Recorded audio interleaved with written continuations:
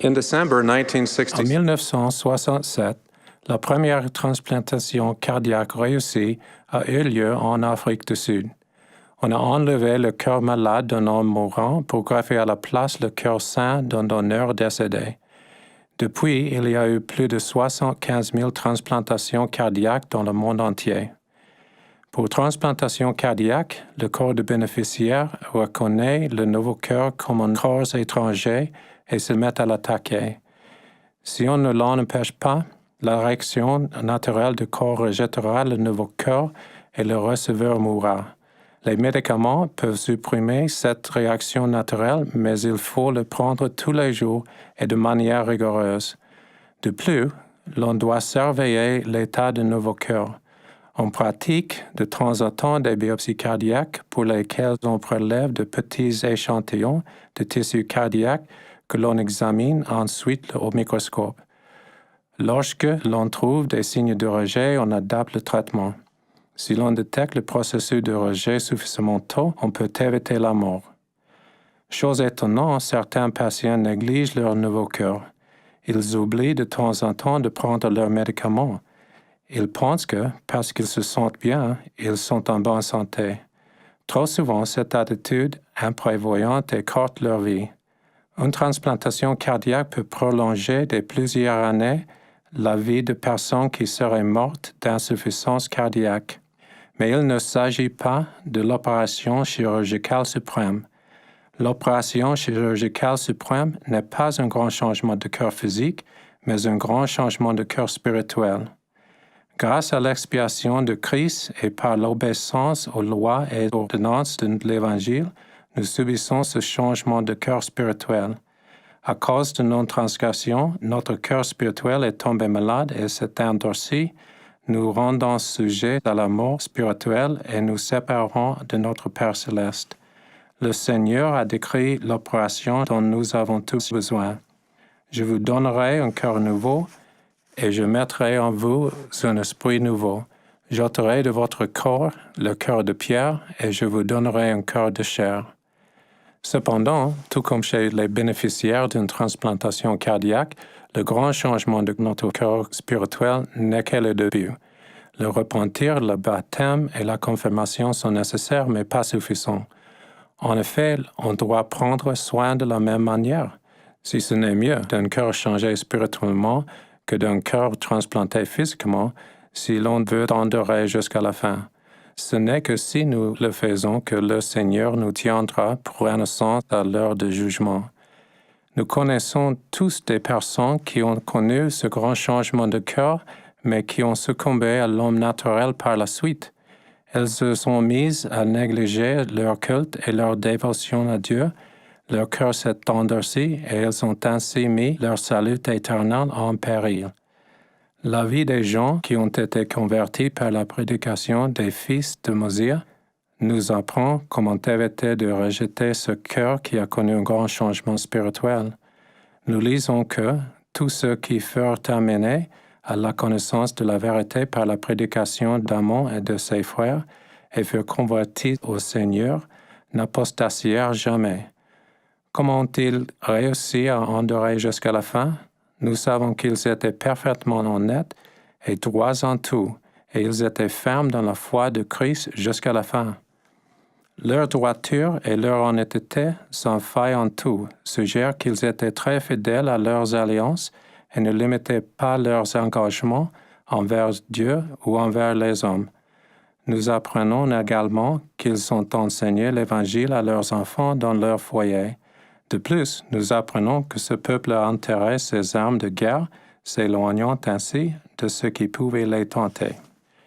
Ils ont fréquemment examiné l'état de leur cœur qui avait connu un changement spirituel.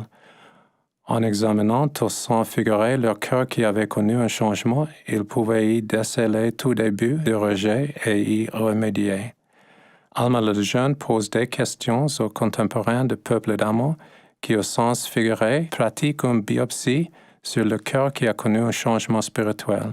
Il demande si vous avez connu un changement de cœur et si vous avez ressenti le désir de chanter le cantique de l'amour rédempteur, je vous le demande, pouvez-vous le ressentir maintenant?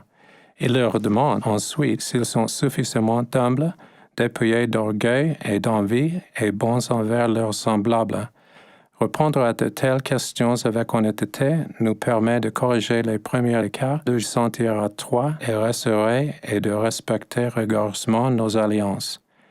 En 1980, ma famille et moi, nous vivions en face de l'hôpital dans lequel j'étais interne. Je travaillais tous les jours, y compris le dimanche. Lorsque le dimanche je terminais à 14 heures, je pouvais rejoindre ma femme et ma fille pour nous rendre à l'église pour les réunions qui commençaient à 14h30. Un dimanche, je savais que je terminerais probablement vers 14 heures. Cependant, je me suis rendu compte que si je restais à l'hôpital un petit plus de temps, ma femme et ma fille partiraient à l'église sans moi. Je pourrais alors rentrer chez moi et faire une sieste bien méritée. J'ai le regret de dire que c'est exactement ce que je fais. J'ai attendu jusqu'à 14h15, je suis rentré lentement chez moi et je me suis allongé sur le canapé espérant faire une sieste. Mais je n'arrivais pas à m'endormir. J'étais perturbé et préoccupé. J'avais toujours adoré aller à l'église. Je demandais pourquoi, ce jour-là, la flamme de mon témoignage et le zèle que j'avais ressenti auparavant me faisaient défaut. Je n'ai pas eu à réfléchir pendant longtemps. À cause de mon emploi de temps, j'avais négligé mes prières et l'étude des Écritures. Je me levais le matin, je faisais ma prière et j'allais travailler. Souvent, la nuit succédait au jour auquel succédait de nouveau la nuit avant que je rentre chez moi tard le soir suivant. J'étais alors si fatigué que je m'endormais avant de prier ou de lire mes Écritures. Le lendemain matin, le processus se répétait. Le problème était que je ne faisais pas les choses de base que je devais faire pour empêcher que mon cœur, qui avait connu un grand changement, ne se transforme en pierre. Je me suis levé du canapé, je me suis agenouillé et j'ai supplié Dieu de m'en pardonner. J'ai promis à mon Père céleste que je changerais. Le lendemain, j'ai apporté un livre de Mormon à l'hôpital. Ce jour-là, sur ma liste des choses à faire et tous les jours depuis, se trouvaient deux choses. Prier au moins matin et soir et lire les Écritures. Parfois, minuit approchait et je devais me dépêcher de trouver un endroit tranquille pour prier. Certains jours, mon étude des Écritures était brève.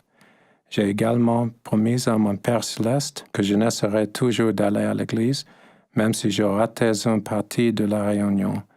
Au bout de quelques semaines, j'ai retrouvé mon zèle et la flamme de témoignage a brûlé ardemment de nouveau. Je me suis promis, quelle que soit la situation, de ne jamais retomber dans le piège mortel, de négliger ses actions à l'apparence insignifiante et de mettre en péril des choses d'une nature éternelle. Pour endurer jusqu'à la fin, nous devons entretenir notre foi en Jésus-Christ en priant, en lisant les Écritures, en prenant la Sainte Seine chaque semaine et en ayant la compagnie constante du Saint-Esprit. Nous devons aider et servir les autres activement.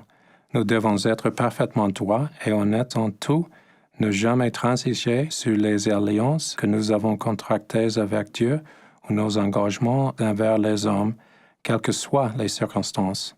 Dans notre foyer, nous devons parler de Christ afin que nos enfants et nous-mêmes ayons le désir d'appliquer l'expiation dans notre vie. Nous devons fréquemment pratiquer une biopsie de notre cœur qui a connu un grand changement et faire disparaître tout signe de début d'endurcissement. Examinez l'état de votre cœur qui a connu un changement. Y détectez-vous un rejet résultant d'une tendance de l'homme naturel à être négligent? Si c'est le cas, trouvez un endroit où vous pourrez, vous aussi, vous agenouiller. Souvenez-vous, l'enjeu ne se limite pas à quelques années de vie sur Terre. Ne prenez pas le risque de perdre les fruits de l'opération chirurgicale suprême, le salut éternel et l'exaltation. Je prie pour que nous puissions exercer la foi en Jésus-Christ et marcher résolument avec constance dans le Christ, ayant une espérance d'une pureté parfaite et l'amour de Dieu et de tous les hommes. Au nom de Jésus-Christ. Amen.